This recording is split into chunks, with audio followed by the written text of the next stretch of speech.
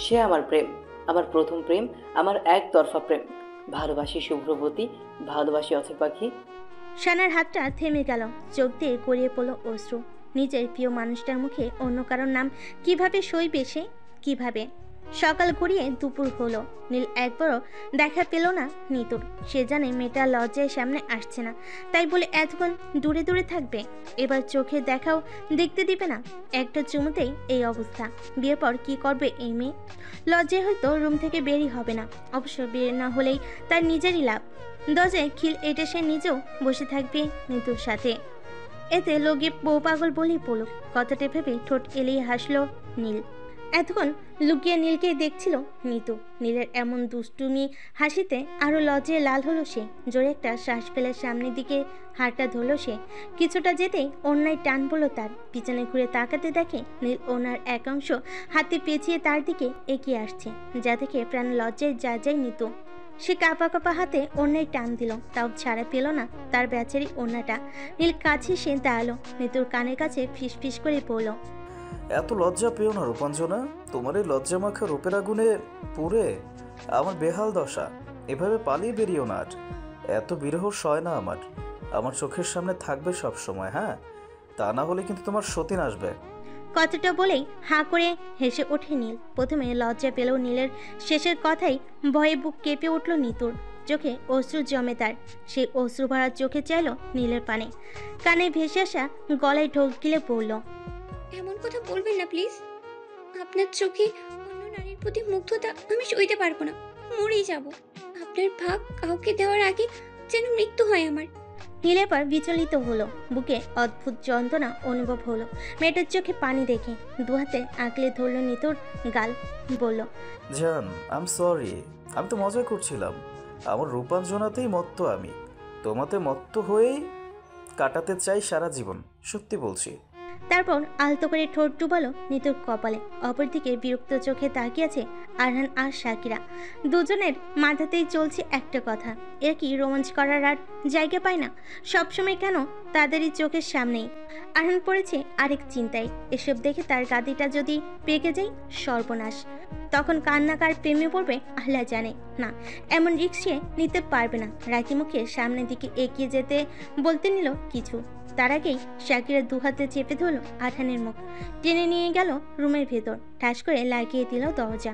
হঠাৎ দরজা শব্দে ধ্যান ভাঙে নীল আর নিতুর। নীল নিতুর দিকে তাকিয়ে বলে, রেডি হও, মেলায় ঘুরতে যাব, ফারহান ভাই বলেছে। অন্যদিকে দরজার ওপাশে অবাক চোখে শাকিরাকে দেখছে আরহান।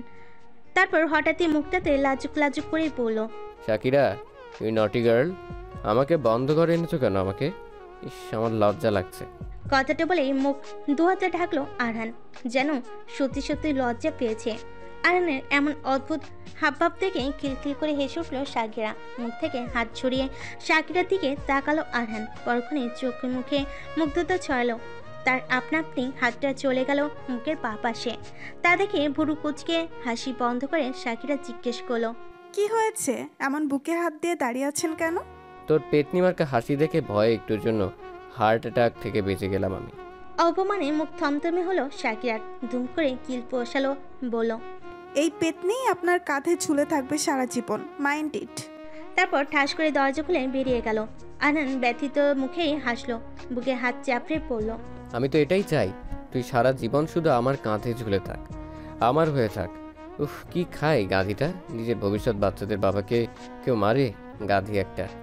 অনেকদিন পর শাড়ি পরেছে অজি, খোপায় গুজেছে বেলি ফুলের গাজা, হাত ভরতে কালো চুড়ি, গায়ে কালো শাড়ি, ঠোঁটে লাল লিপস্টিক, তারপর চোখে কাজল দিতে দিতে বলল, এই রূপে যদি আপনাকে পাগল বানাতে না পারি মিস্টার ফারহান আব্রাহাম শেখ, তবে এই রূপ ধুয়ে কি পানি খাবো আমি? তারপর সামনে এক গোছা চুল পিছনের দিকে ছুঁড়ে মেরে হাঁটতে হাঁটতে বাড়ি থেকে বেরিয়ে এলো অডি। গাড়িতে ড্রাইভিং সিটে বসেছে ফারহান। তখনই পাশে দরজা খুলে ভিতরে ঢুকলো অডি। ফারহান চোখ তুলে এক পলক চাইলো সেদিক পানে, পরক্ষণে চোখ ঘুরিয়ে আবারও চোখ দিতে চাইলো সে। এই কেমন আগুন ছড়া বিধ্বংসী রূপ! কালো শাড়িতে উজ্জ্বল শ্যামবর্ণাটা আরো ফুটে উঠেছে যেন ছোট্ট একটা ব্ল্যাক রোজ।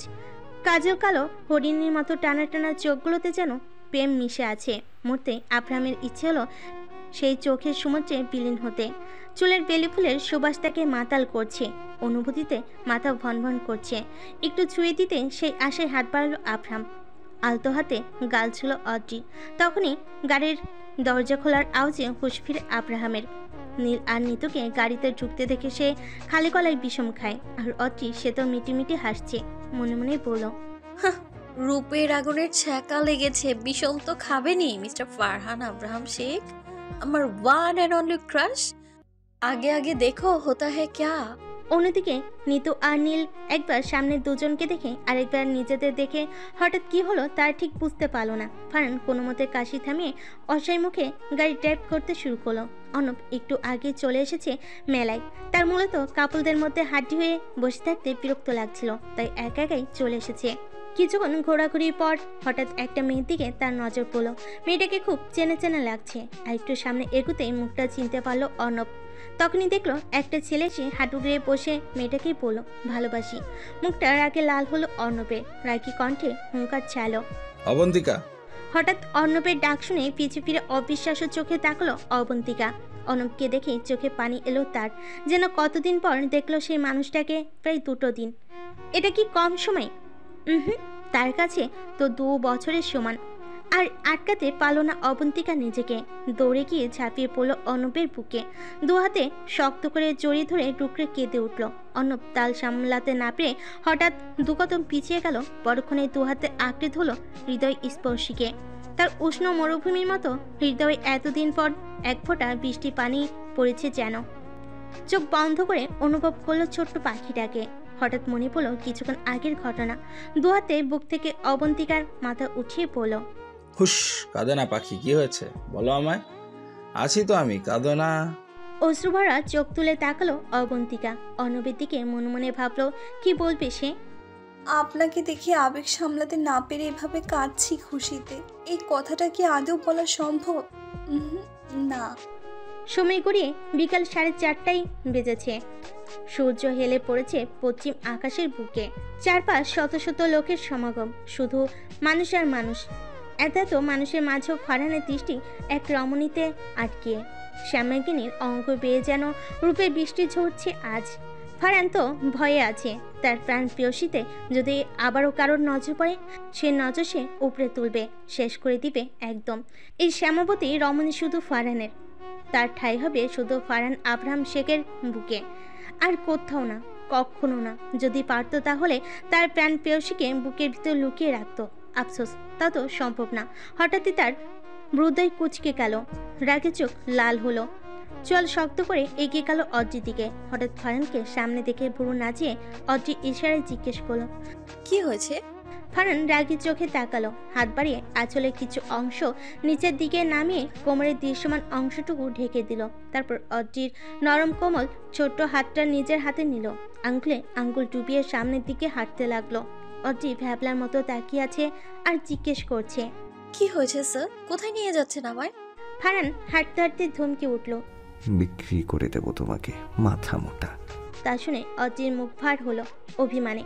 মনে মনে ভাবলো, শুধু শুধু বকছে কেন? ভালো তো একটুও বাঁচতে জানে না, পারে শুধু ধমকাতে। কথাই বলবো না, ধুর। কিছুটা নিরিবিলি জনমানবহীন জায়গায় এসে থামলো ফারহান। শক্ত চোখে তাকালো সে। অড্রি মুখ ফুলিয়ে অন্যদিকে তাকিয়ে আছে, তা দেখে ভুরু কুচকে বলল, এদিকে তাকাও। তাকালো না অড্রি। তাকাতে বলেছি আদ্রিয়ানা। অড্রি তাও তাকালো না। মাথায় এবার রক্ত উঠল ফারহানের। এমনিতেই রাগে মাথা গরম হয়ে আছে, তার উপর মেয়েটার এমন তেরামি। কপালের মাঝখানে এক আঙ্গুল ঘেঁষে রাগ কমানোর চেষ্টা করতে করতে আবার ডাকলো সে। অড্রি এবারও ভ্রুক্ষেপহীন। ফারহান এবার রক্তলাল চোখে তাকালো অড্রির দিকে। মুহূর্তে অড্রি গাল চেপে ধরলো নিজের শক্ত খসখসে হাতে। মেয়েটা চোখ বুজে কুকড়ে উঠল ব্যথায়, চোখের কোনায় অশ্রু জমলো। ব্যথায় গাল চিনচিন করছে, মনে হচ্ছে গালের মাংস ভেদ করে ঢুকে যাচ্ছে ফারহানের আঙ্গুল। সে অশ্রুসিক্ত নয়নে তাকায়। তখনই ফারহান রাগে কচকচ করে বলে, তাকাতে বলিনি আমি, বল। পাখা গজিয়েছে? এই ফারহান নিজের পাখিকে আদর করতেও জানে, বেশি উড়লে ডানা কাটতেও জানে। ধ্যান কোথায় থাকে বল, কোথায় থাকে? শাড়ি সামলাতে পারো না তো পড়ো কেন? কোমর বের হয়েছিল কেন? আমার জিনিস শুধু আমার, তাতে অন্য কারো বিন্দু পরিমাণ নজর আমি সহ্য করব না। খেয়াল কোথায় থাকে? কথা বলো। এই প্রথম এতটা রাগতে দেখলো অড্রি ফারহানকে। ভয়ে আত্মা কাঁদছে তার। মানুষটা রাগী তা জানতো, তাই বলে এত রাগী? ফারহানের রাগি রাগি চেহারা দেখেও ক্রাশ খেলো অড্রি। মানুষটাকে রাখলেও কত সুন্দর লাগে। হাই মেয়ে মার যাওয়া। অড্রি হাত বাড়িয়ে নিজের চোখের কাজল ছিল, তারপর তা ছুঁয়ে দিল ফারহানের কানে পিঠে। হঠাৎ অড্রির এমন কাজে ভ্যাবাচেকে খেলো ফারহান। এটা কি হলো বুঝতে তার 3 সেকেন্ড সময় লাগলো। অড্রির গাল থেকে হাত নামিয়ে নিজের কানে পিঠে ছুলো। আঙ্গুলটা সামনে ধরতেই দেখলো কাজল। মনে হলো সে ছোট্ট বাচ্চা যাকে আদর করে নজর ফোঁটা লাগানো হচ্ছে। অড্রির দিকে তাকাতেই অড্রি মুখ কাচুমাচু করে বলল, আপনার নজর লেগে যাবে তাই দিয়েছি, বুঝবেন না প্লিজ। তারপর নিজেই নিজের দুকালে হাত রেখে বলল, উফ কতটা ব্যথা করছে, এভাবে কেউ গাল চেপে ধরে? একটু না হয় ভুল ছিল আমার, তাই বলে আমায় মারবেন? চুড়ি দেখছিলাম আমি, কত সুন্দর চুড়িটা, তাই শাড়ি দেখে খেয়াল ছিল না। চুড়িটা হয়তো অন্য কেউ নিয়ে নিয়েছে। আপনার চোটে আমি চুড়িগুলোও পেলাম না। কথাটা শেষ করে গাল ফুলিয়ে ঠোঁট উল্টায় অড্রি, যেন তার কত বড় ক্ষতি হয়ে গেছে। অড্রি এমন বাচ্চা মতে না চাইতেও হেসে ফেল ফারহান। এই মেয়েটার উপর সে কোনোভাবে রাগ করে থাকতে পারে না। ফারহান এবার অড্রির গাল টেনে হেসে পড়ল। So cute baby. তাতে লজ্জায় লাল হলো অড্রি। ঠোঁটে ফুটে উঠল লাজুক হাসি। ফারহান এগিয়ে গিয়ে বসলো একটা বেঞ্চে। অড্রিকে বলল, এখানে এসে বসো। অড্রি খেয়াল করলো বেঞ্চটা অনেকটাই ছোট। দুজন একসাথে বসলে গায়ে কা স্পর্শ হবে, এ কথা ভেবে সে এগিয়ে গেল ঠিকই, কিন্তু বসলো না।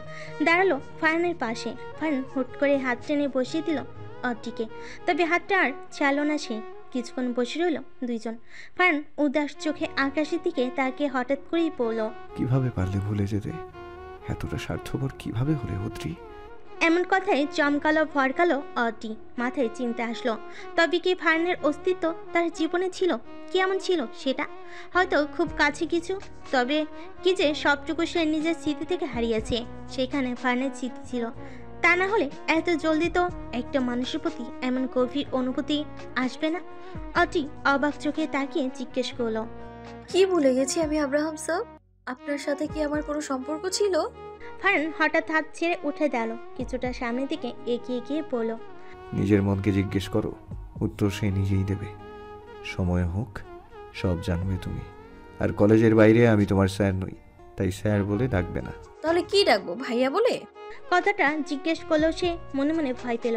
যাকে মনে মনে 10 বাচ্চার বাপ বানিয়ে ফেল, তাকে সে জীবনেও ভাইয়া বলতে পারবে না। গাভিনী, নো নেভার। অড্রির মুখে ভাইয়া কথাটা শুনেই ফারহান এমনভাবে তাকালো যেন এখনই চিবিয়ে খেয়ে নিবে। তা দেখে আরও ভয় পেল অড্রি। ফারহান সামনের দিকে যেতে যেতে নিচু স্বরে বলল, হতে চাই সাইয়া, সে বানায় ভাইয়া। সবই কপাল, ফাটা বাস মার্কা কপাল আমার। তারপর একটু জোরেই বলল, ভুলেও না। কথাটা এতটাই আসতে বলেছিল যে প্রথমটুকু শুনতে পেল না অড্রি। সে শুধু শুনলো ভাইয়া বলতে মানা করেছে তাকে। অড্রিও চেঁচিয়ে উঠে বলল, আরে আরে, আমি ডেকে কোথায় যাচ্ছেন, দাঁড়ান। মেলায় ঘুরে বেড়াচ্ছে শাকিরা। অজ্ঞানী তো শাড়ি পরলেও সে পরেনি। শাড়িটা সে সামলাতে পারে না। এই শাড়ির জন্য সে একবার আরহানের হাতে জোরে চড় খেয়েছিল, কারণ সে শাড়ি পরে বাইরে গিয়েছিল। অসাবধানবশত শাড়িটায় পা বেজে কুচি প্রায় সবগুলো খুলে যায়। তখনই বাড়িতে আসে আরহান। তাকে এই অবস্থা দেখে ঠাস করে দেয় এক থাপ্পড়। সেই থাপ্পড়ের কারণটা অবশ্য সে এখনও জানে না। এরপরে সে 2 দিন কথা বলেনি আরহান ভাইয়ের সাথে। তখন আরহান 10টা চকলেটের বক্স আর একটা তোড়া কালো সাথে সাদা গোলাপ ফুল দিয়ে সরি বলেছিল। তারপর শাকিরা কথা বলেছে। একটা দোকানে গিয়ে দাঁড়ায় শাকিরা। সুন্দর একটা নীল পাথরের জলজল করা ব্রেসলেট তার নজরে যায়। সে হাত বাড়িয়ে সেটা নিবে, তার আগে কেউ একজন সেটা নিয়ে নেয়। গাল ঘুরিয়ে তাকিয়ে দেখে আরহান ব্রেসলেট হাতে দাঁড়িয়ে আছে। শাকিরা হাসি হাসি মুখে বলল, আরহান ভাই, এই ব্রেসলেটটা আমাকে দিন, এটা আমার খুব পছন্দ হয়েছে, দিন। কথাটা বলে হাত এগিয়ে দেয় শাকিরা। আরহান শাকিরার আশায় 1 বালতি পানি ঢেলে দিয়ে বলে, তোকে কেন দিব এটা? আমি কিনবো এটা, দেব না তোকে। শাকিরার মুখটা মলিন হয়ে গেল। সে এবার ভুরকুচকে বলল, আরহান ভাই, আমি জানি আপনি প্রেম করেন না, বিয়েও করেননি। এখন কি মেয়েদের জিনিস পরে হাফ লেডিস হয়ে ঘুরে বেড়াতে চান? আরহানের চোখ জোড়া কপাল ছুলো বিস্ময়ে। সে এক ধমক দিয়ে বলল, গাদি তুই চুপ থাক, এটা আমি আমার ভবিষ্যৎ বউয়ের জন্য কিনছি। তুই যা এখান থেকে, বেশি পেকে গিয়েছিস। প্রেম মানেও বুঝে গেছিস দেখছি। বামুনিকে বলবো বেয়াদ্দ? রাগে এবার গা জ্বলে উঠল শাকিরা, হেসে হেসে বলল। আমার বয়সটাই হলো প্রেমের, তো প্রেমের মানে আমি বুঝবো না? আরিয়ান এবার শক্ত কণ্ঠে সিরিয়াস মুখে বলল। না বুঝি না, তোর প্রেম করা নিষেধ। এসবের আশপাশে গেলেও ঠ্যাং ভেঙে হাতে ধরিয়ে দিব। আমার শখ নেই এসবের, আমাকে ব্যাসলেটটা দিন। ফোট এখান থেকে, দেব না তোকে, হুস ভাগ। শাকির এবার অভিমানে গাল ফুলে আরহানের 14 গোষ্ঠীকে ধুয়ে দিতে দিতে চলে গেল। ব্যাসলেটের দাম দিয়ে আরহান ছুটল তার পিছু পিছু। মাটিতে ঘাসের উপর বসে আছে অর্ণব আর অবন্তিকা, পাশাপাশি বসে আছে দুজন। অর্ণব এখনো সামনের দিকে তাকিয়ে রাগে ফুঁসছে, পাশে অবন্তিকা ফ্যাস ফ্যাস করে কাঁদছে। কাঁদবে বাই না কেন? তার অর্ণবের হাত থেকে যে রক্ত ঝরছে, ইস কতটা ব্যথা করেছে কে জানে। এভাবে কাউকে মারলে নিজে তো ব্যথা পাবেই। একটু আগে অর্ণব যখন জিজ্ঞেস করেছিল কি হয়েছে, তখন অবন্তিকা অর্ণবের বুক থেকে মাথা উঠিয়ে অসহায় চোখে তাকিয়ে বলে, ওই ছেলেটা সেই কখন থেকে আমাকে বিরক্ত করছে, নোংরা নোংরা কথা বলছে। আমি এড়িয়ে যাচ্ছিলাম, হঠাৎ ট্রেনে আমাকে এখানে নিয়ে আসে। আমার ভয় করছিল। প্রথম কথাটা সত্যি হলো, শেষের কথাটা ডাহা মিথ্যা কথা। তার মোটেও ভয় করছিল না, সে তো ইচ্ছে করে এখানে এসেছে যাতে ছেলেটাকে শিক্ষা দিতে পারে। অবন্তিকা নম্র ভদ্র মেয়ে হলেও যথেষ্ট সাহসী, আর বড় দাদা তাকে স্পেশালভাবে ক্যারেটে এবং কিভাবে নিজেকে সুরক্ষা করতে হয় সেসবের জন্য ট্রেনিং করিয়েছে। তাই এমন 2-4টা ছেলেকে সে একে সামলে নিতে পারবে। অবন্তিকার কথা শুনে রাগে মাথায় রগ ফুলে উঠল অর্ণবের। কথায় আছে, শান্তশিষ্ট মানুষ যখন রেগে যায় তখন ঝড় বয়ে যায়। অর্ণবের ক্ষেত্রেও তাই হলো।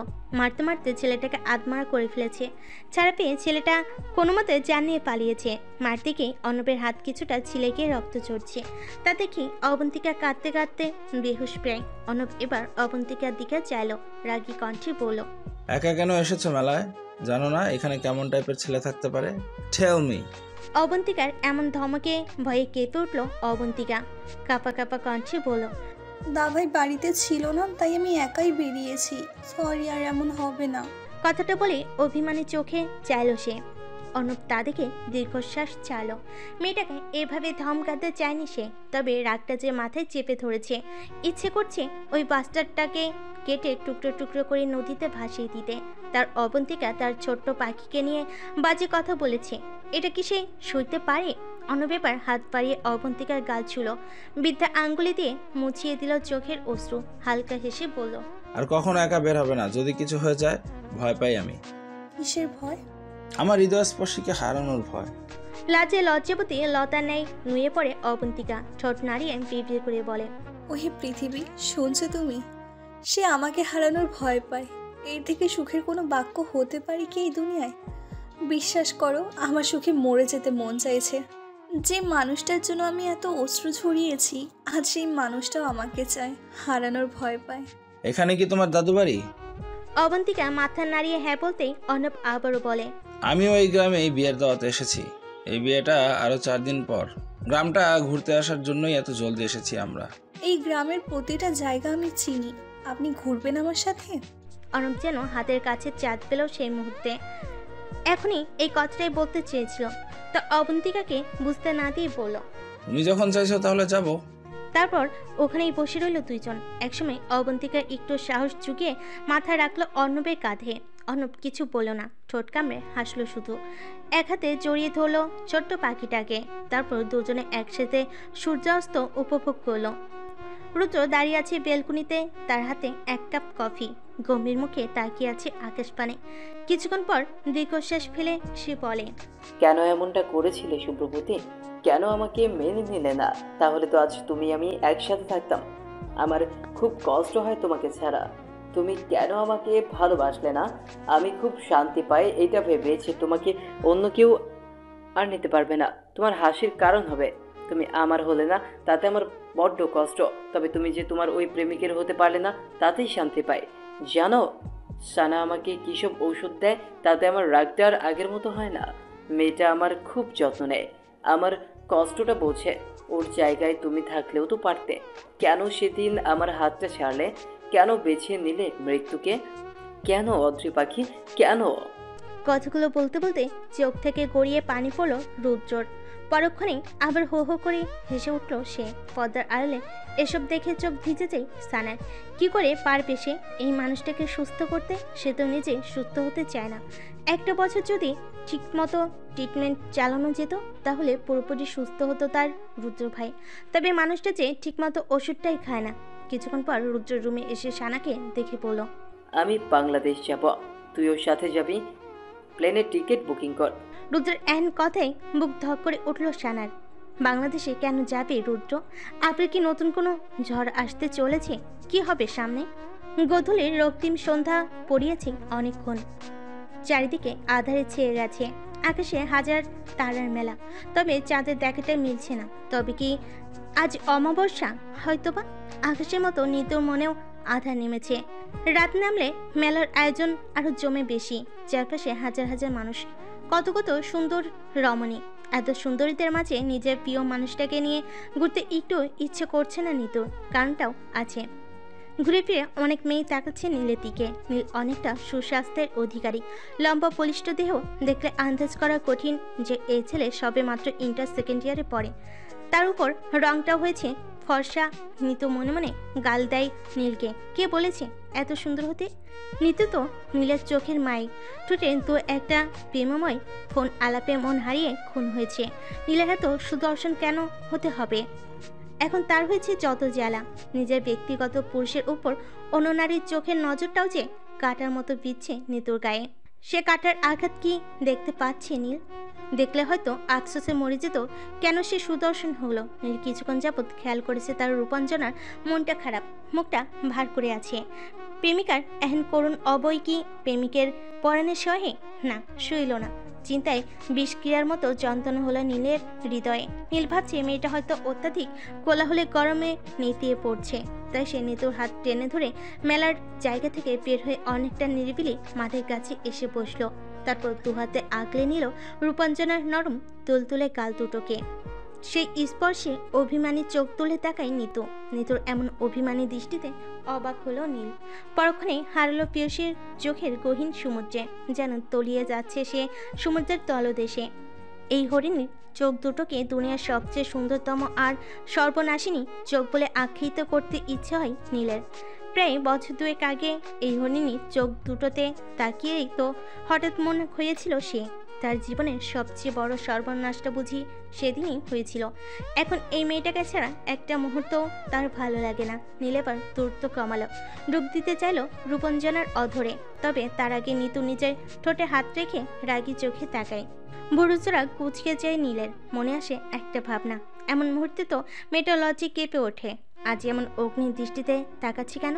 সে বুঝতে পারলো সিরিয়াস কিছু হয়েছে। তাই সে এবার অন্যদিকে তাকিয়ে বড় একটা শ্বাস ফেলে নিজেকে দমালো। নিতুর দিকে চেয়ে মুচকি হেসে বলল, কি হয়েছে আমার জানটার? হঠাৎ এমন রেগে আছে কেন? নিতু ঠোঁট থেকে হাত সরিয়ে রাগী কণ্ঠে বলল, সব দোষ আপনার। আপনার জন্যই আমার ভেতরটা এমন পড়ছে। আমি কি করেছি? আর তোমার ভিতরটা পড়ছে মানে? ভাজা পোড়া কিছু তো খেতে দেখলাম না, গ্যাস্ট্রিক হলো কিভাবে? নীলের এন কথায় নিতু তাজ্জব বনে যায়। বিড়বিড় করে বলে, আমি কি বলি আর সেই বা কি বোঝে? ধৈর্য দাও আমায় খোদা, ধৈর্য দাও। তারপর নিতু চোখ রাঙ্গানি দিয়ে বলে, আমার গ্যাস্ট্রিক আলসার টালসার হতে যাবে কেন? আপনার কি আমাকে রোগী মনে হয়? একদম কথা ঘোরানোর চেষ্টা করবেন না। আমি আবার কখন কথা ঘোরালাম? নিতু হাত বাড়িয়ে রেখে এলোমেলো করে দিতে লাগলো নীলের চুল। হিসিয়ে বলল, আপনাকে এত হিরো সেজে থাকতে হবে কেন? কে বলেছে এত স্টাইল নিয়ে ঘুরতে? সাদা মাটা হয়ে থাকতে পারেন না? অন্য মেয়ে কেন তাকাবে আপনার দিকে? আর কখনো যদি এমন চকলেট বয় সেজে ঘুরে বেরিয়েছেন তো খবর খারাপ করে দেবো আপনার। অসভ্য বেয়াদব লোক। এতক্ষণে আসল সমস্যাটা বুঝতে পারল নীল। মেয়েটা জেলাস, তাই এমন রেগে আগুন হয়ে গেছে। নীল এবার ঠোঁট কামড়ে হাসলো। দুহাতে আঁকড়ে ধরলো নিতুর কোমর। মিশিয়ে নিল নিজ বক্ষ বন্ধ নিতে। কানের কাছে ফিসফিস করে বলল, my would be missus, are you jealous? হ্যাঁ, এতটা খুব জ্বলছে বুঝি। আমি তো তোমাকে ছাড়া এই পৃথিবীতে সব মেয়েকে চাচির নজরে দেখি, কখনো ভুলেও তাকাই না। এত সুন্দর একটা বউ থাকতে অন্য কারো দিকে তাকানোর ফুরসত আছে আমার? তাও কেন জেলাসিতে কষ্ট পাচ্ছ তুমি? হ্যাঁ, এই নীল বুড়ো হয়ে যাবে, মরে মাটিতে মিশে যাবে, তবু রূপাঞ্জনাতে মত্ত রবে। শুধুই তোমাতে। নিতর রন্ধে রন্ধে লজ্জার পান বয়ে গেল, ঠোঁটে লাজুক হাসি ফুটলো, জল করা চোখে তাকালো নীলের আখিতে, ধীর কণ্ঠে আওড়ালো, আপনাকে ভালোবেসে অপূর্ণতায় ঘেরাই আমি পূর্ণতা খুঁজে পেয়েছি। নীল গালে ঠোঁট চলো নিতুর, ফিসফিসে বলল, আমিও যে সম্পূর্ণরূপে পূর্ণ হতে চাই, তোমাকে অর্ধাঙ্গিনীর রূপে চাই। কবে আসবে সেই সন্ধিক্ষণ? অর্ণবের কাঁধে মাথা রেখে হাজার কথার আসর বসিয়েছে অবন্তিকা, ব্যক্ত করছে নিজের মনের কথা, ভেজা কণ্ঠে অভিযোগ জানাচ্ছে সৃষ্টিকর্তার নামে, বারবার একটা কথাই বলছে, কেউ আমাকে ভালোবাসে না। জন্মের পর থেকে মম পাপাইকে কাছে পাইনি, তারা শুধু ছোটে টাকার পেছনে। আমার বড্ড ইচ্ছে করে জানেন পাপাইকে জড়িয়ে ধরে বলতে, পাপাই আমার এসব টাকা চাই না, আমাকে একটা সুস্থ সুন্দর পরিবার দাও। আমিও তোমাদের হাত ধরে রাস্তা পার হতে চাই, মমের কোলে মাথা রেখে ঘুমোতে চাই, তোমাদের সাথে ঘুরতে চাই। এসব কথা বলতে বলতে চোখে অশ্রু করে তার, মাথা বাঁকিয়ে অর্ণবকে বলে, তারা কেন আমাকে বোঝে না অর্ণব স্যার? টাকা দিয়ে কি হবে বলুন তো? এই টাকায় তো পাপায়ের হাতের ভরসা আমার স্নেহ পাওয়া যায় না, টাকাতে তো মামা গন্ধও নেই। আমাকে দা ভাই ছাড়া কেউ ভালোবাসে না অর্ণব, কেউ না। তারপর ডুকরে কেঁদে উঠল সে, হৃদয় স্পর্শে এমন কান্নাই বুকের যন্ত্রণা হয় অর্ণবের। এতদিনে কখনো বুঝতে পারেনি মেয়েটা মনে মনে এত কষ্ট নিয়ে বেঁচে আছে। অর্ণবের বড্ড ইচ্ছে হলো মেয়েটার পায়ের নিচে পৃথিবীর সমস্ত সুখ এনে বিছিয়ে দিতে। প্রিয়সী আমার, তুমি হেঁটে বেড়াও এই সুখের বাগিচা, দিন শেষে আমি অতি ভালোবাসায় আগলে নেব তোমায়। তবে তা বলতে পারল না অর্ণব। কিছু কিছু মানুষ আছে যারা চাইলেই মনের কথা বলতে পারে না, হাজার চেষ্টা করলেও পারে না, তারা কাজে বুঝিয়ে দিতে চেষ্টা করে। অর্ণব ঠিক তেমনি, সে কিছু না ভেবেই জড়িয়ে ধরল অবন্তিকাকে। মুহূর্তেই থেমে গেল অবন্তিকার কান্না, সে বড্ড শান্তি অনুভব করলো। আলতো হাতে ছুঁয়ে দিল অর্ণবের পিঠ, তার মনে হচ্ছে অর্ণবের প্রতিটা হৃদস্পন্দন শুধু তার নামই গাইছে, শুধু একটাই নাম বলছে, অবন্তিকা, অবন্তিকা, অবন্তিকা। শাকিরাকে জ্বালাতে পেরে নিজেকে ধন্য মনে হচ্ছে আরহানের। রাখলে যে মেয়েটাকে কতটা সুন্দর লাগে তা শুধু সেই জানে। নাক লাল হয়ে যায়, ফর্সা গোলাপরাঙ্গা গালে লামিয়া ছাড়ায়, তা দেখে আরহানের হুঁশ হারিয়ে যায়। পকেট থেকে ব্রেসলেটটা বের করে চুমু খেলো সেটাতে, ফের ছুটল শাকিরার পিছু পিছু। হাঁটতে হাঁটতে অন্ধকারে শাকিরা একটা নির্বিলি জায়গায় এসে পড়ে, একটু সামনে যেতে হাতে টান অনুভব করে। রাগে তার চিপিয়ে চিপিয়ে বলে, হাত ছাড়ুন আমার ধারের কাছেও আসবেন না। সামান্য একটা ব্রেসলেট চেয়েছিলাম। আর কিছু বলার আগে হাতে ঠান্ডা কিছু অনুভব করে শাকিরা, তাই পিছু ফিরে তাকিয়ে যা দেখে তাতে তার মনটা খুশিতে নেচে ওঠে। তবে বুঝতে দিল না আরহানকে, মুখটা একটু কোমরা করে ভুরু নাচিয়ে বলল, কে যেন বলেছিল এটা তার ভবিষ্যৎ বইয়ের জন্য, তাহলে এখন এই ব্রেসলেটটা আমার হাতে কি করছে? হ্যাঁ, আমার বউয়ের জন্যই তো তোকে রাখতে দিলাম, সামনে রাখিস। শাকিরা রাগ নিয়ে ব্রেসলেটটা খুলতে খুলতে বলল, পারবো না আমি অন্যের জিনিস দেখে রাখতে। আমার বাপের যথেষ্ট টাকা আছে, এমন 10টা সে আমাকে কিনে দিতে পারবে। আপনার বইয়ের জিনিস আপনিই রাখেন। আরহান এক মুহূর্ত দেরি না করে জলদি দুহাত চেপে ধমকে উঠল, ভুলেও যদি এটা খোলার কথা ভাবিস, আই উইল কিস ইউ। ছি, লজ্জা লাগে না নিজের বোনকে এসব বলতে? আরহান এক হাত মুচড়ে ধরল শাকিরার, রাগী কণ্ঠে বলল, আমি অনেক আগেই বলেছি আমার বোন তুই মরে গেলেও হতে পারবি না। আমি কি তোর মায়ের পেটের ভাই যে সবসময় ভাই ভাই করিস? আর কখনো যদি তোর মুখে ভাই ডাক শুনি তাহলে জিভ কেটে দেব। তুই গাধির মতো থাকবি, শিয়ালের মতো পাকনামি করতে যাস কেন? আর কখনো ভুলেও যদি এর ব্রেসলেটটা খোলার চেষ্টা করেছিস তো? এইটুকু বলে আরহান শাকিরার কানের কাছে ফিসফিস করে বলল, তোমার খবর খারাপ করে ফেলবো সাতক্ষীরা মাই বেবি। শাকিরা রাগী কণ্ঠে কিছু বলতে নেবে, তার আগে তার চোখ যায় সামনের দিকে, মুহূর্তেই মুখ হা হয়ে যায়। সেই দৃষ্টি লক্ষ্য করে আরহান নিজেও সেদিক পানে চায়। মুহূর্তেই বিরক্তিতে মুখ তেতো হয়ে আসে তার, বিড়বিড় করে বলে, এই এদের জন্য আমার গাধিটা পেকে মানুষ হয়ে যাচ্ছে, এদের জন্যই প্রেম শব্দটা আমার গাধির মাথায় ঢুকেছে। শালারা যেখানে সেখানে রোম্যান্স শুরু করে দেয়, এদের জন্যই কবে জানি আমার গাধিটার মাথায় প্রেমের ভূত চাপে। তখন তো আমার না হওয়ার সংসারটা দফা রফা হয়ে যাবে। না, এত বড় রিস্ক নেওয়া যাবে না, এদের একটা শিক্ষা দিতেই হবে। শাকিরা আরহানের দিকে তাকিয়ে দেখে আরহান কি যেন বিড়বিড় করছে, তারপর পকেট থেকে ফোন বের করে পিক তুলছে সমানে। অর্ণবের বুকে মাথা রেখে চুপ করে বসেছিল অবন্তিকা। এভাবে ঠিক কতটা সময় পেরিয়েছে তার হিসেব দুজনে নেই। এমন সময় হঠাৎ চোখে কিসে যেন আলো পড়তেই চমকে তাকালো অর্ণব। মুহূর্তেই বুক থেকে সরিয়ে দিল অবন্তিকাকে। ঠিকমতো সামনে তাকাতে তার মুখ হা হয়ে গেল। গাছের উপর শুয়েছিল নীল, তার মাথাটা ছিল নিতু কোলে। দুজনে মিলে বিভিন্ন প্ল্যানিং করছিল, যেমন হানিমুনে কোথায় যাবে, বাচ্চা কাচ্চা কয়টা নেবে, ইত্যাদি ইত্যাদি। এমন সময় হঠাৎ আলো চোখে পড়তেই চেঁচিয়ে উঠল নীল। কোন আবাল রেডা লাইট মারার জায়গা পায় না? হ্যাঁ, তখনই আরহান চেঁচিয়ে উঠে বলল, তোরা যেখানে সেখানে পিচ্ছি মানুষের সামনে রোম্যান্স করবে আর আমি লাইট মারলেই দোষ? আর লাইট মারিনি, পিক তুলছিলাম, পিক ফ্ল্যাশ অন করা ছিল। আরহানের এহেন কথাই অর্ণব আর নীল একসাথে বলে উঠল, আরহান ভাই। একই ডাকে আশেপাশে শুনে নীল আর অর্ণব চারিদিকে চোখ বোলালো শব্দের উৎস জানতে। কিছুটা দূরে নীল দেখতে পেল অর্ণব বসে তাকিয়ে আছে তার দিকেই। পাশে বসা একটি মেয়েটাকে দেখে ভুরু কুঁচকে যায় নীলের। তার জানা মতে অর্ণবের কোনো সম্পর্ক নেই, একটা মেয়েকে ভালোবাসে, তবে তাদের প্রেমটা হতেও হচ্ছে না। নীল এবার উঠে দাঁড়ালো তার পাশে। এসে দাঁড়িয়েছে অর্ণব আর অবন্তিকা। ঋতু তো আগে থেকেই ছিল। মেয়ে দুটো লজ্জায় মাথা তুলতে পারছে না।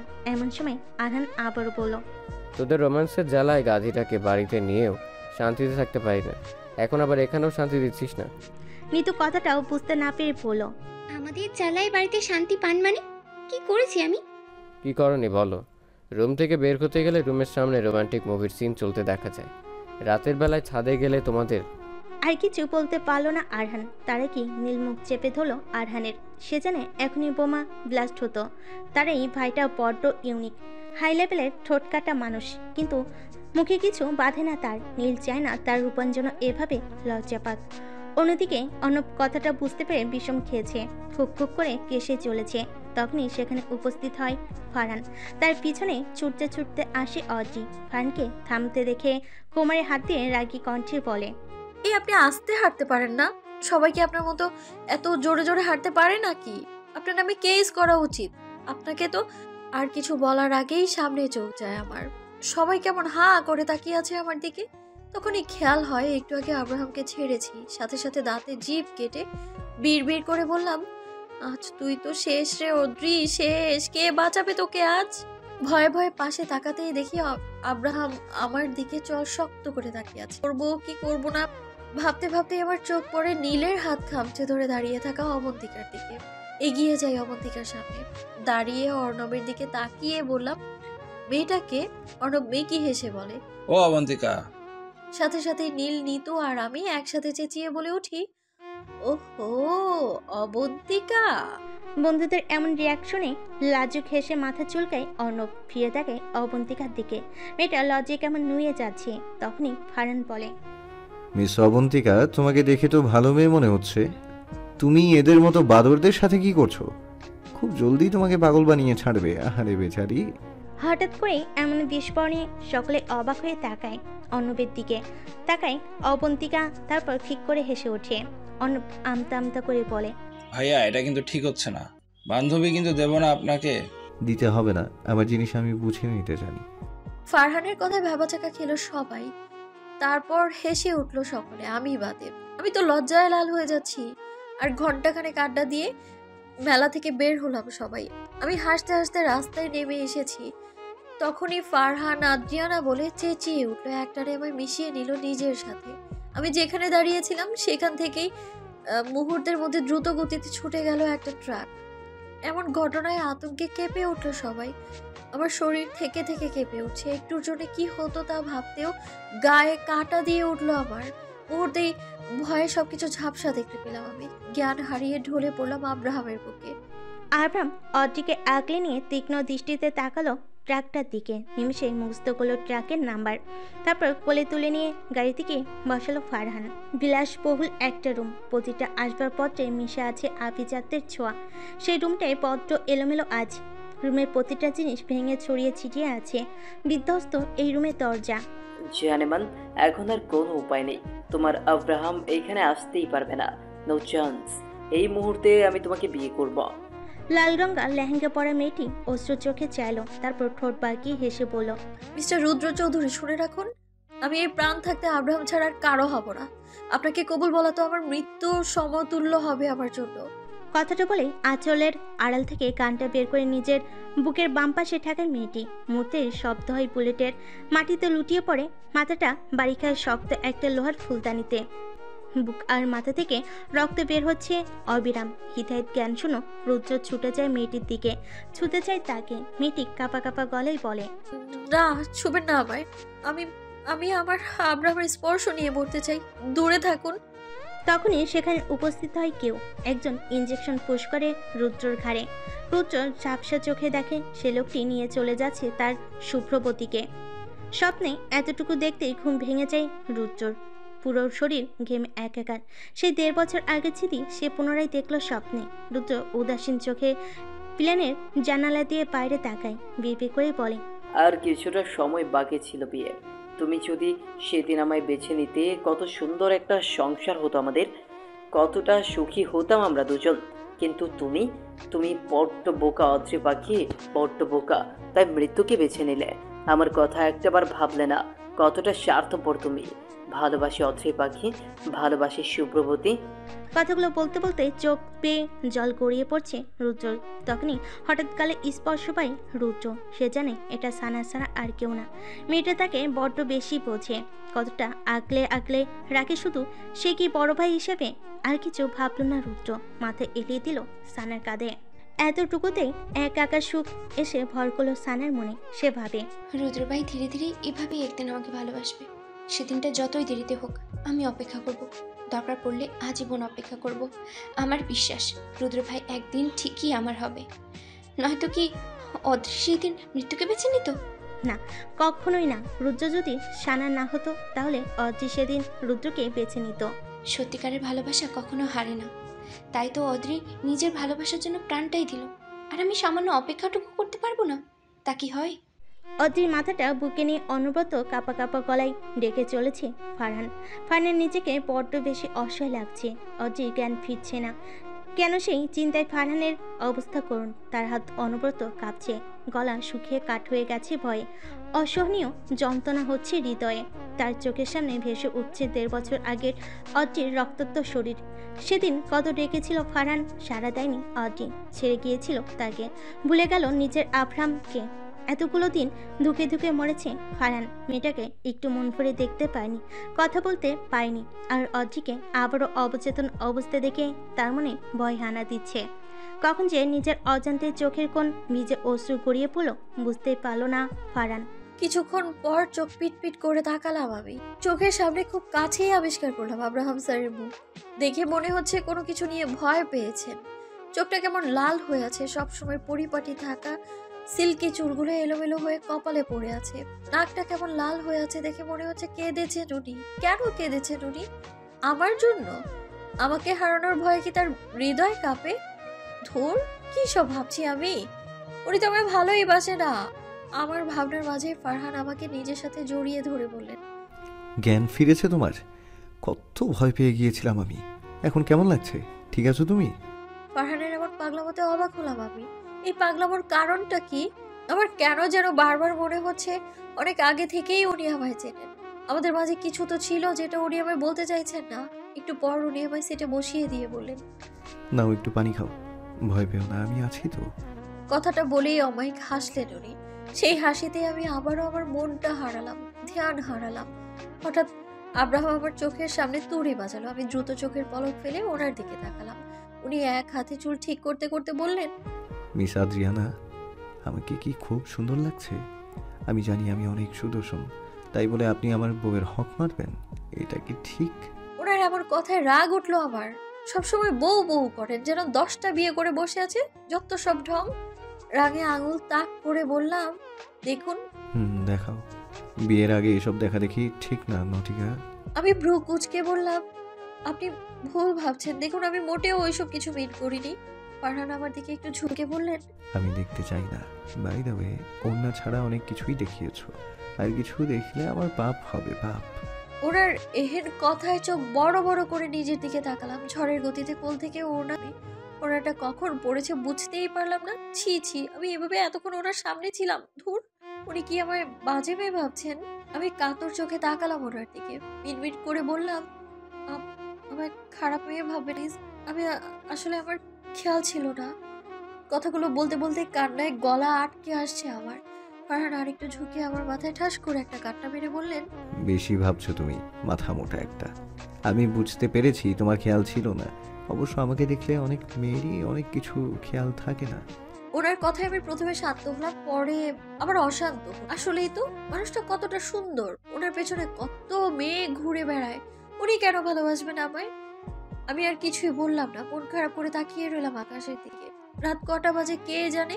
একটু পর উনি বললেন, একজনের মুখের হাসি পদ্ম ফুলে ঝলমল করা ফোঁটা ফোঁটা পানির মতো, যা দেখে যে কারো মন হারাবে তাকে সব সময় হাসিতেই মানায়, মন খারাপে নয়।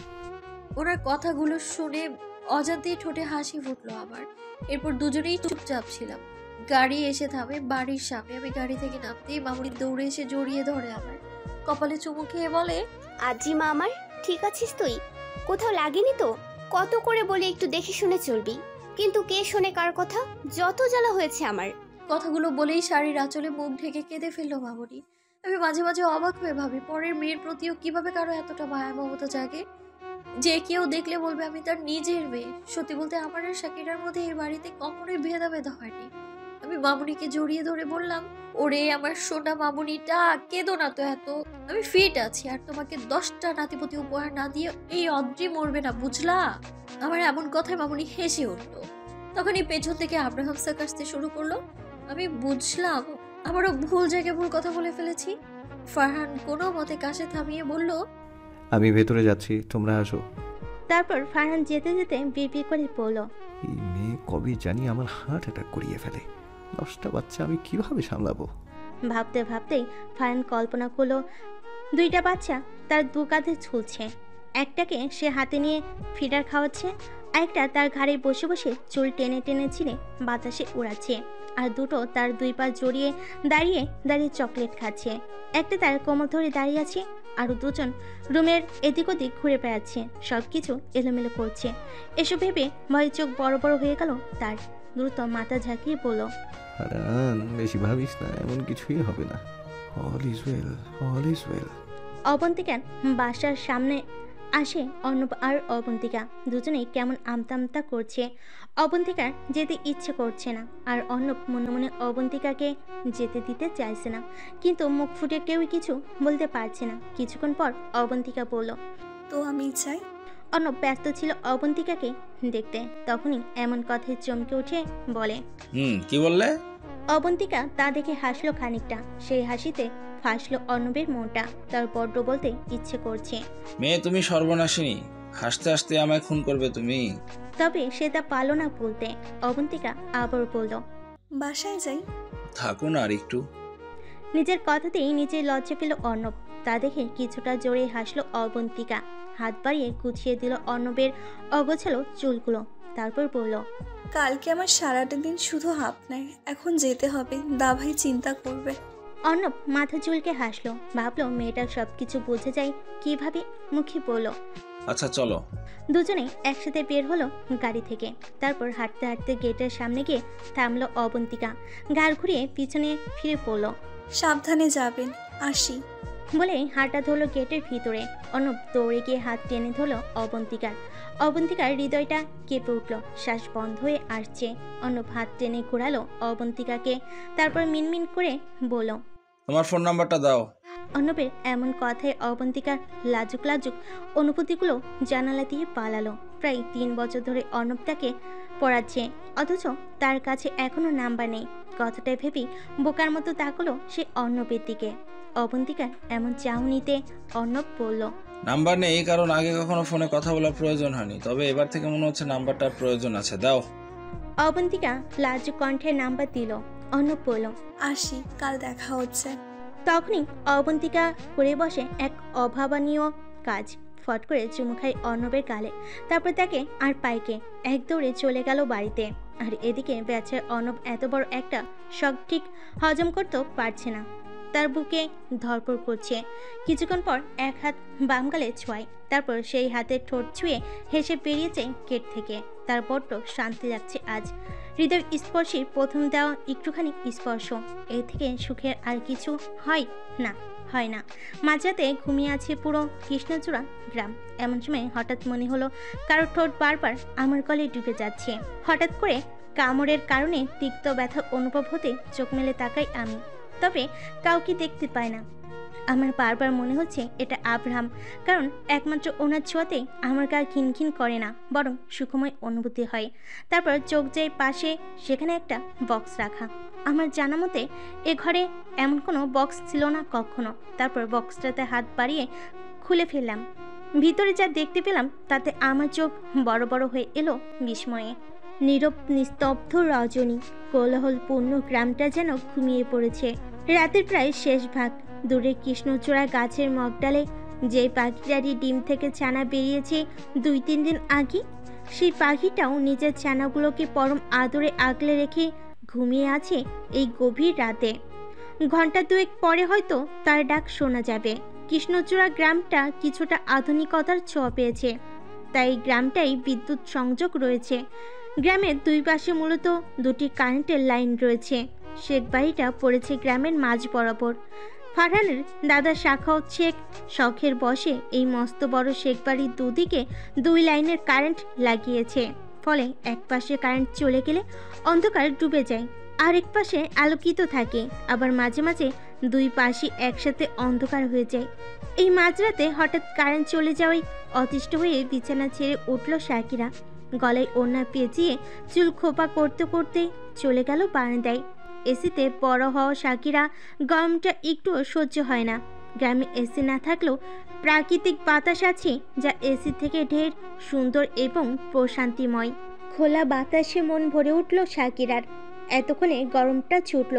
এই মাঝরাতের মুক্ত বাতাস তার শরীরে অজানা এক অনুভূতির জোয়ার তুলছে। কেমন অস্থির লাগছে তার।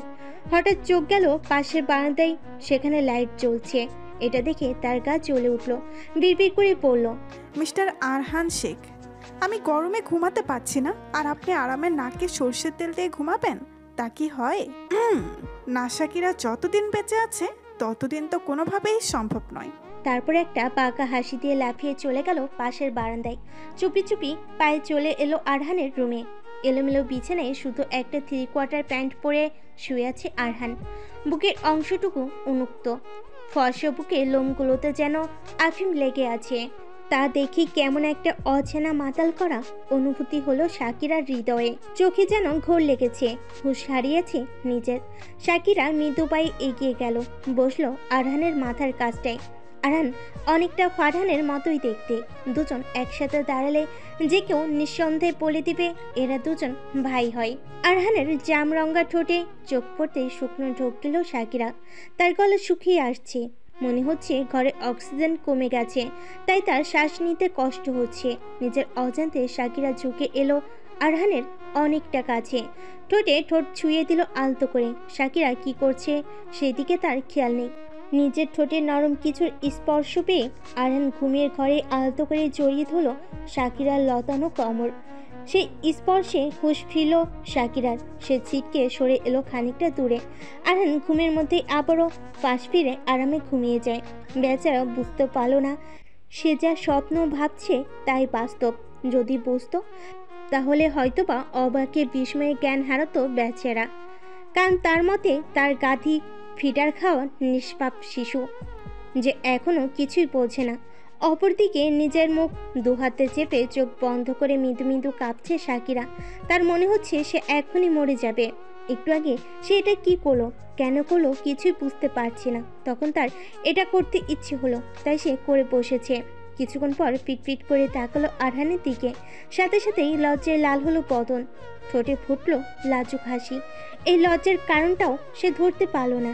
নিজের মাথায় চাপড় মেরে বলে, আরহান ভাই একদম ঠিক বলে, তুই আসলেই একটা গাধি। এটা কি করলি একটু আগে? বাই এনি চান্স ওনার ঘুমটা যদি ফুরুত হতো, তোরও দুনিয়া থেকে ফুরুত হতে 2 সেকেন্ড লাগতো না। এভাবে বিড়বিড় করে নিজেকে বকতে বকতে নিজের রুমে চলে যায় শাকিরা। এতক্ষণে কারেন্টটাও চলে এসেছে, তাই ভাবনা বাদ দিয়ে দিল শান্তির ঘুম। অপরদিকে শাকিরার রুম থেকে বের হতেই হাসি দেখা গেল আরহানের ঠোঁটে। চোখ খুলে তাকালো সে আলতো হাতে নিজের ঠোঁট ছুঁয়ে দিতে কেউ থেমে গেল।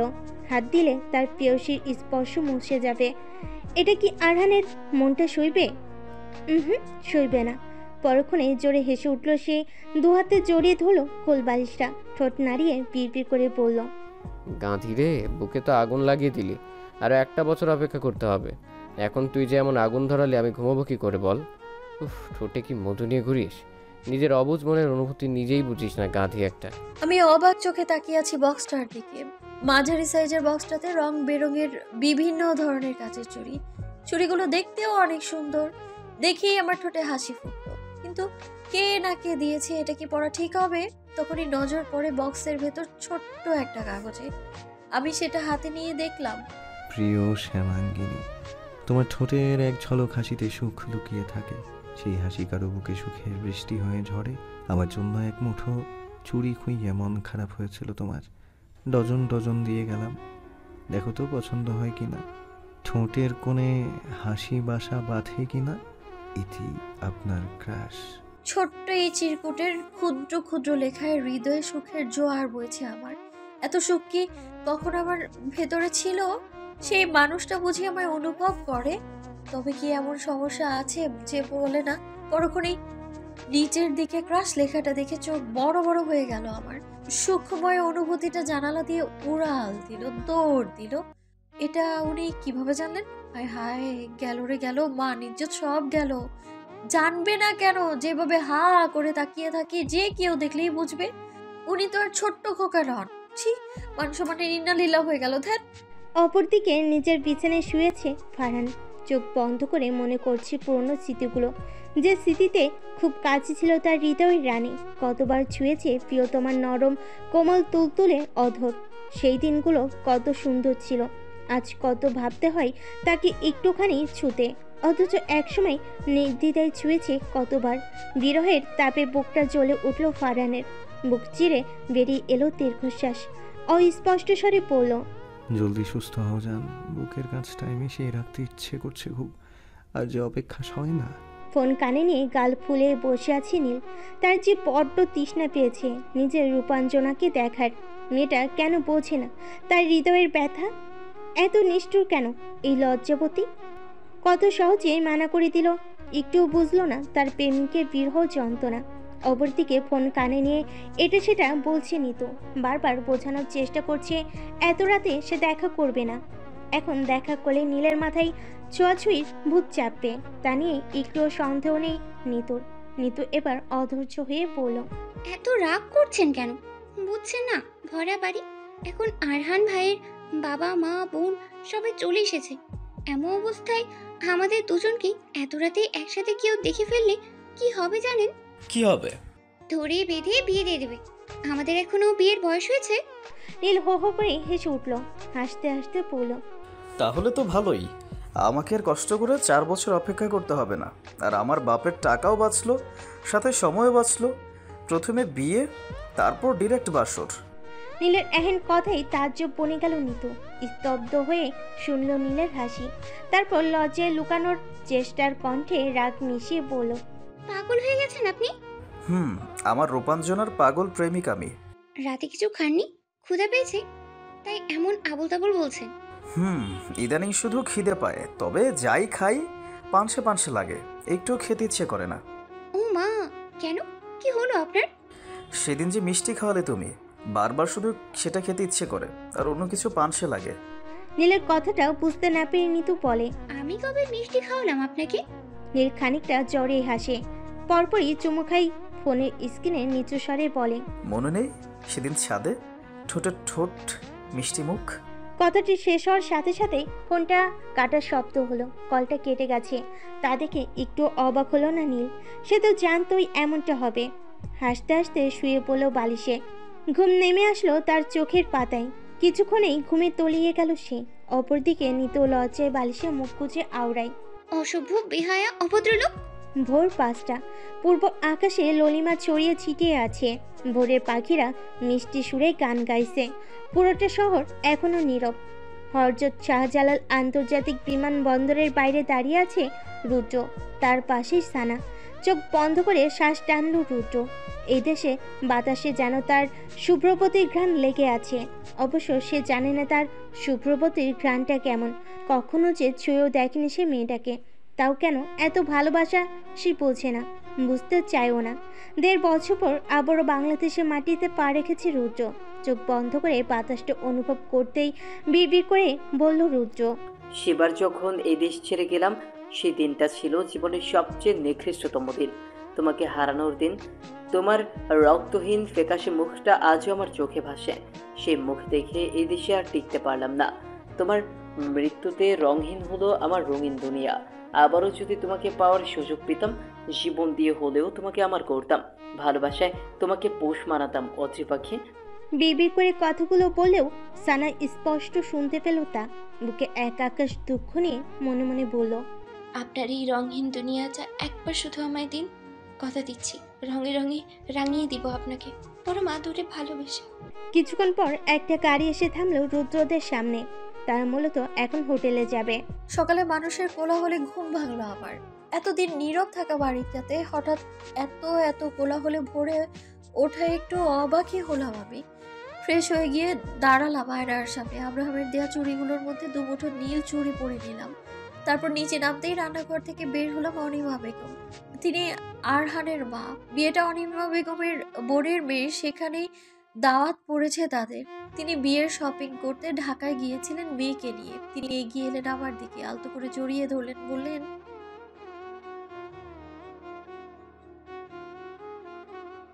ওনার এমন কথায় ভয়ে ঢোক গিললাম আমি। তার মানে আজ থেকেই খাবারের অত্যাচার উঠবে আমার উপর। আল্লাহ, কে বাঁচাবে আমায় এখন? ওনাকে এটা সেটা বুঝিয়ে ব্রেকফাস্ট টেবিলে চলে আসলাম আমি। খাবার খাচ্ছিল ফারহান। হঠাৎ রিনি জিনি চুরির শব্দে ঘাড় ঘুরিয়ে তাকালো সে। মুহূর্তেই মুগ্ধ হলো তার হৃদয়। ঘুমো ঘুমো চোখে মুখে প্রাণ প্রেয়সীর এই সর্বনাশিনী রূপে বুক কেঁপে উঠল তার। অনুভূতিতে হৃদয় হলো ভার। কাচের চুরির রিনি জিনির শব্দে মাতাল হলো সে। হাত থেকে পড়ে গেল রুটি। হাঁ করে তাকিয়ে রইল অদ্রির দিকে, অথচ অদ্রি ফারহানকে পাত্তাই দিল না যেন। গিয়ে বসলো ফারহানের পাশের চেয়ারে। আমাকে দেখে আরহা মুখে বিরাট এক হাসি টেনে বলল, আমি আর চোখে তাকালাম। আরহাকে বললাম, ভালো, তুমি কেমন আছো? আরহা আবারও বলল। আমি বললাম, কিনিনি, গিফট করেছে। চুরি করে লুকিয়ে চুমো খাওয়ালো। আরহা কথাটা ঠিক শুনতে পেল না, তবে ফারহান স্পষ্ট শুনেছে। সাথে সাথে বিষম খেল সে। চোখ বড় বড় করে অসহায় চোখে অদ্রির দিকে তাকিয়ে আফসোসের সুরে বলল, এ মেয়ের মুখে কিছু বাঁধে না কেন? ওনাকে বিষম খেতে দেখে খিলখিলিয়ে হেসে উঠলাম আমি। হাত বাড়িয়ে পানির গ্লাসটা দিলাম ওনাকে। ওনার দিকে ঝুঁকে পিঠে চাপড় দিতে লাগলাম। ধীরে ধীরে মাথায় ফু দিলাম। এমন সময় তিনি চোখ তুলে তাকালেন। চোখে চোখ পড়তে বুকটা ধপ করে উঠলো। সাথে সাথে থেমে গেল হাত। অস্পষ্ট স্বরে আওড়ালাম, কারো চোখে এতটা মায়া কি করে থাকতে পারে? এই মায়ায় ফেসে তো অকালে প্রাণটা যাবে আমার। হ্যালো বন্ধুরা, পরবর্তী পার্ট খুব তাড়াতাড়ি আসবে, তো সবাই অপেক্ষায় থাকো। আর চ্যানেলটি যারা এখনো সাবস্ক্রাইব করোনি তারা পরবর্তী পার্ট দেখার জন্য চ্যানেলটি সাবস্ক্রাইব করে রেখো। ধন্যবাদ সবাইকে, আমাদের সাথেই থেকো।